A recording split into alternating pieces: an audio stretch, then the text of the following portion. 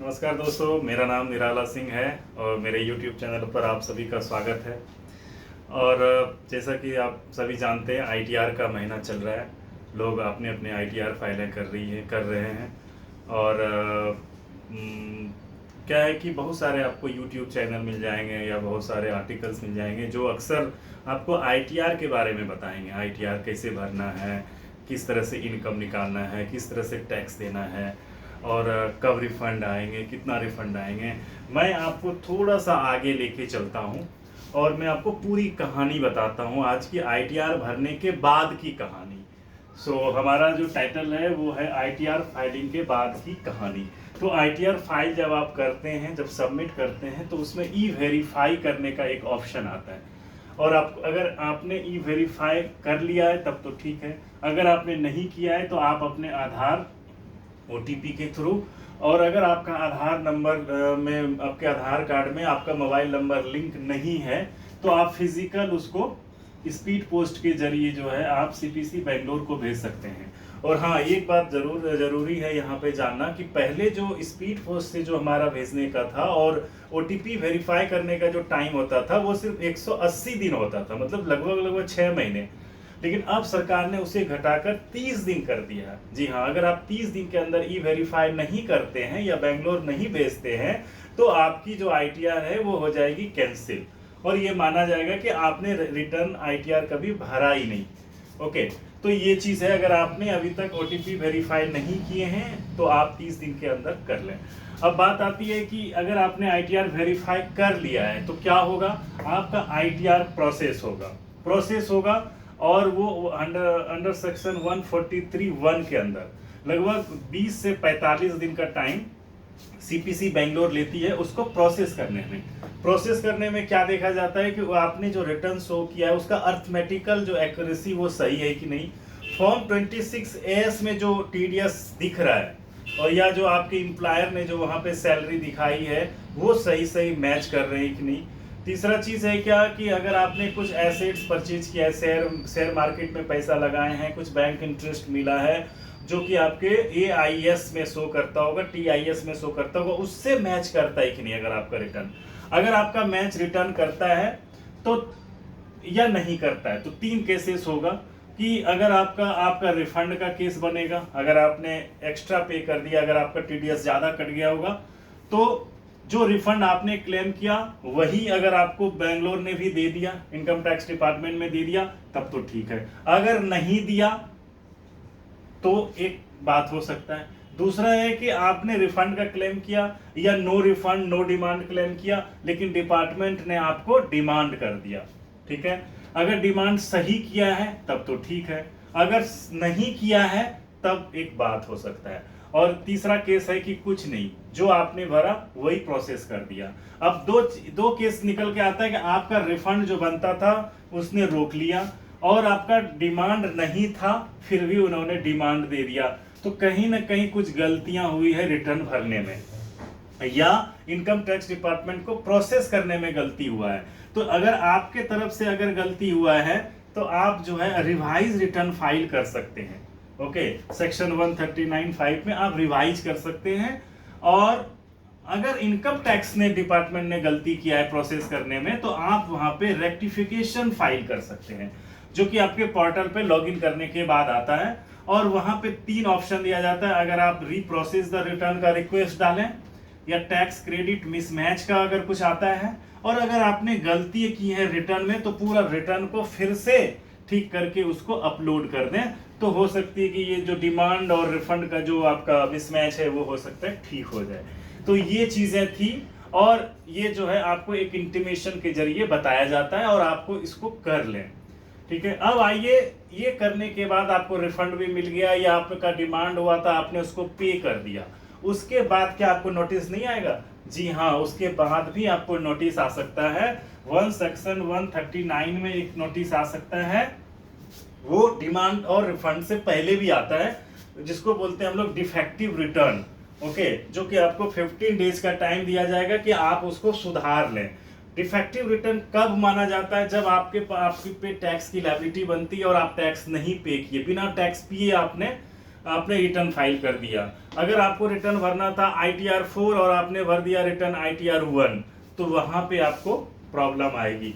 तो इस केस में जो है आपका सेक्शन 139 में डिफेक्टिव रिटर्न का नोटिस आता है और आपको 15 दिन के अंदर अंदर उसको ठीक करने होंगे। उसके बाद आइए आता है सेक्शन 142(1). ये बहुत ही इंपॉर्टेंट सेक्शन है। इसमें दो चीजें होती है। ये आपको तभी इनकम टैक्स डिपार्टमेंट आपको दो केसेस में नोटिस करता है, अगर आपने रिटर्न फाइल किया है या नहीं किया है। अगर आपने फाइल किया है और अगर उनको लगता है कि कुछ ऐसी चीजें हैं जो आपको नहीं करनी चाहिए थी या उन्हें कुछ एविडेंस आपसे लेना होता है, तो वो आपको 142(1) में नोटिस करके आपसे और एविडेंस मांगेंगे। उसके बाद चेक करेंगे कि आपका सही है तो ओके। और अगर आपने रिटर्न फाइल नहीं किया और 142(1) का नोटिस आया है, तो आपको बोला जाएगा कि आप रिटर्न फाइल करें, और रिटर्न फाइल करने के बाद फिर वो आपके रिटर्न का प्रोसेस करेंगे और फर्दर अगर कुछ उन्हें रिक्वायरमेंट्स होगा डॉक्यूमेंट्स का, तो वो उन्हें देना होगा। ठीक है, तो ये चीजें हैं। और अगर आपने इस नोटिस को इग्नोर कर दिए तो क्या हो सकता है, आप पे 10,000 का पेनाल्टी लग सकता है। उसके बाद बेस्ट जजमेंट असेसमेंट हो सकता है अंडर सेक्शन 144। मींस अगर आपने कोई कुछ सपोर्ट नहीं किया इनकम टैक्स डिपार्टमेंट के रिप्लाई, उनके नोटिस का रिप्लाई नहीं किया, तो वो अपने हिसाब से अपने मन से आपका असेसमेंट कर देंगे और आप पे इंटरेस्ट पेनाल्टी टैक्स निकाल के आपको भेज देंगे। तो ये चीजें हो सकता है, इसलिए आपको जब 142(1) में नोटिस आए तो इमीडिएट बेसिस पे रिप्लाई करना ना भूलें।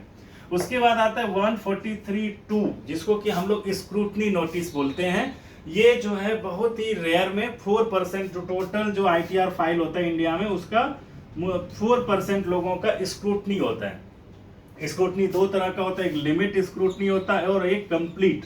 इसका शर्त यही है कि आपने रिटर्न फाइल कर दिए हैं, या तो आपने सेल्फ रिटर्न फाइल कर दिया खुद से, और नहीं तो 142(1) के नोटिस के अगेंस्ट में आपने फाइल किया। उसके बाद आपकी जो रिटर्न की स्क्रूटनी होगी कि आपने सही क्लेम किया ही नहीं। या बहुत सारे लोग क्या करते हैं, डिडक्शन नहीं है फिर भी डिडक्शन क्लेम कर लेते हैं, खर्चे कम है फिर भी ज्यादा खर्चे वो क्लेम कर लिए, इनकम कम है ज्यादा है कम इनकम शो कर दिए। तो इस तरह के केस में आपके लिमिटेड स्क्रूटनी है, और एक होता है कंप्लीट स्क्रूटनी। और ये कब होगी, आप जिस ईयर में रिटर्न फाइल किए हैं उस ईयर के कंप्लीशन के 3 महीने के बाद तक ये नोटिस आती है। नॉर्मली अगर आप 22-23 का बात करें तो आपको रिटर्न फाइल करने के बाद रिफंड मिलने के बाद भी ये आपको 23-24 के जून तक जो है आपको ये नोटिस आ सकते हैं, और इस नोटिस का रिप्लाई करना होगा। आपसे जो भी मांगा जाएगा वो सारा आपको डॉक्यूमेंट्स प्रोवाइड करना होगा। पहले तो फिजिकल स्क्रूटनी होता था, आपको इनकम टैक्स डिपार्टमेंट के चक्कर लगाने होते थे। अब कोई चक्कर नहीं लगाना है, फेसलेस असेसमेंट होता है। आपको नोटिस आएंगे मेल पे और मेल पोर्टल पे, और पोर्टल के थ्रू ही आपको रिप्लाई करना है। और अगर आप मिस कर दिए रिप्लाई करने में तो फिर वही 144 का बेस्ट जजमेंट उनके हिसाब से जो होगा वो कर देंगे। तो बाद में आपको बहुत सारी परेशानियां हो सकती है। उसके बाद भी अगर इनकम टैक्स डिपार्टमेंट को ऐसा लगता है कि आपने कुछ इनकम जानबूझ के छुपाया है, और डिपार्टमेंट को पता लगता है काफी दिनों बाद, 2 साल 3 साल 4 साल 5 साल बाद भी अगर इनकम टैक्स को पता चल जाता है कि आपने कुछ इनकम छुपाया है या कुछ ऐसे ट्रांजैक्शन किए हैं जहां से इनकम हुआ लेकिन आपने शो नहीं किया, या किसी और के स्क्रूटनी से पता चला उनको, किसी और के, सपोज कीजिए आपने कुछ लैंड सेल किया और किसी ने परचेज किया, तो आप तो सेल करके निकल गए, लेकिन जो परचेज किया पता चला उनका स्क्रूटनी में आ गया केस, तो उन्होंने देखा कि उनसे पूछा गया कि भाई तुमको सेल किसने किया, तो बोला कि उसने फलना ने किया, तो आपको फिर वो नोटिस कर सकते हैं। उसको बोलते हैं इनकम एस्केपिंग असेसमेंट सेक्शन 148 में, जिसका टाइम होता है 3 साल। आप जिस ईयर में असेसमेंट ईयर से लेके 3 साल, जैसे 22-23 का आपने रिटर्न फाइल किया तो 23-24, 24-25, 25-26 तक 3 साल तक आपके चांसेस बनते हैं आपके रिटर्न का स्क्रूटनी करने का, असेसमेंट करने का। और अगर आपका इनकम जो स्केपिंग इनकम है, जो आपने इनकम को छुपाया है, अगर वो समझ लीजिए 50 लाख से ज्यादा का डिफरेंसेस बनता है, तो आपका जो स्क्रूटनी का जो असेसमेंट का जो टाइमिंग हो वो 10 साल होगा। मतलब 10 साल के अंदर कभी भी आपको नोटिस आ सकता है for a particular financial year का। और जो है 10 साल तक वो नोटिस कर सकता है आपके रिटर्न का, अगर इनकम स्केपिंग जो है वो 50 लाख से ज्यादा होगा। लेकिन अगर 50 लाख से कम है तो 3 साल के बाद वो डिपार्टमेंट आपको नोटिस नहीं कर सकती है। ठीक है, तो ये हमारा था सेक्शन 148।